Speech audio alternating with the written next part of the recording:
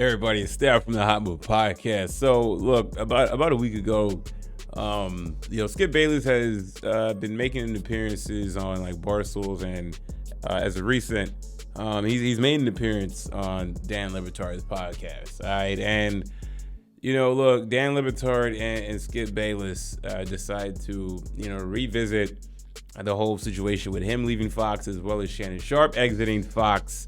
Okay, and Skip still don't get it. All right, I'm gonna play a clip because Dan Le Batard has asked him about the breakup with Shannon Sharpe, and Skip mentions about a flashpoint moment. The flashpoint moment, we all know that flashpoint moment was.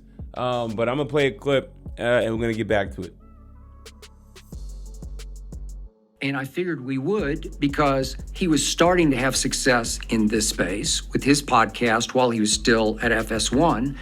And I love working with Shannon, but we only had one. We had one clash one day for one flashpoint moment that I think I didn't really understand where he was coming from, but we sat down after the show with our boss presiding. I should tell the people, this was when you said to him, you reduced his career in front of people, comparing it to Tom Brady and saying... Well, you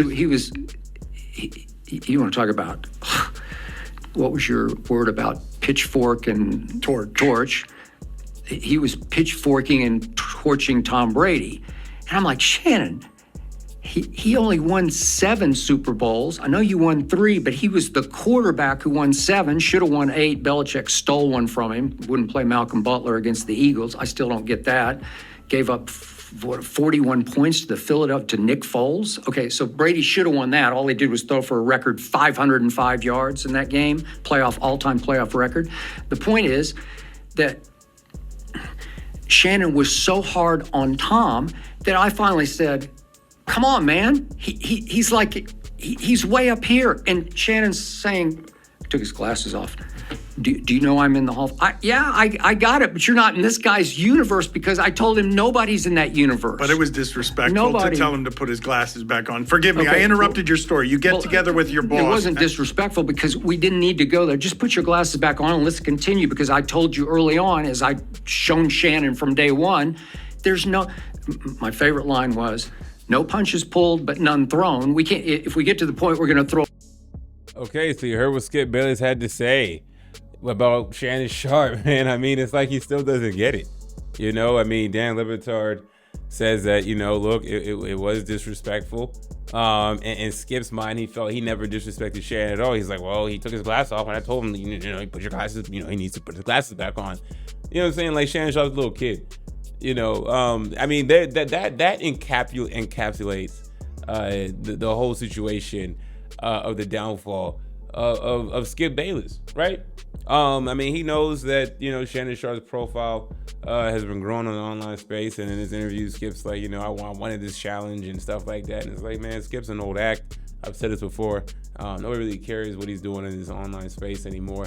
He should have been building his online space platform a lot better, but he was still part of the old guard of TV and yada, yada, yada. All right. But you see his mindset, right? Still like, and he that's not what happened. He can go back and watch the clip. Shannon Sharpe was getting on Tom Brady because Tom Brady at that time was playing poorly. Okay, and Skip Bayless refused to criticize Tom Brady. He wanted to blame everybody else for the problems of the Buccaneers at that particular time in the season, except for Tom Brady, as if Tom Brady was doing no wrong, as if Tom Brady had no fault in how bad the offense was playing. Okay. He wants to blame the receivers. He wants to blame the defense. He was pointing the finger at everybody. And Shannon Sharpe like, wait a second, listen, it don't matter if Tom Brady's decorated. That doesn't give him a pass. All right. Look what we're seeing with Aaron Rodgers right now. Right. He's won multiple MVPs, 4 MVPs or whatever. That doesn't give him a pass for this season. He's playing poorly. So we're gonna critique him for how he's playing currently. And Skip don't get that, and that's Skip's problem. When Skip has a bias towards a player or an allegiance to a player, he just rides for them no matter what they do.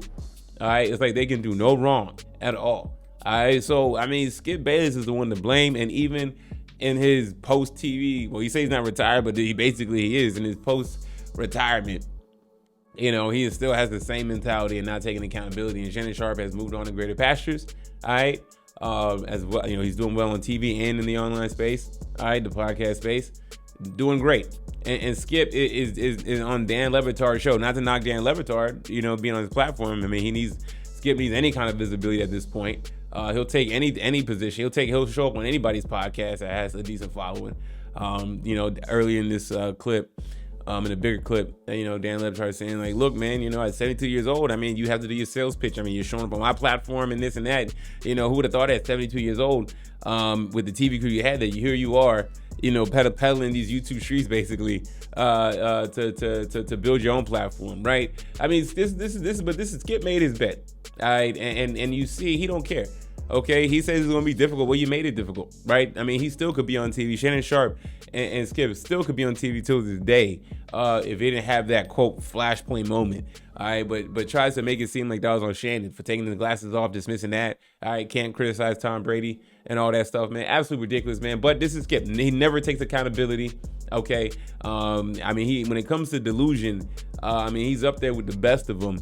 And not being, he always talks about he has objectivity and all that stuff. No, he does not. All right.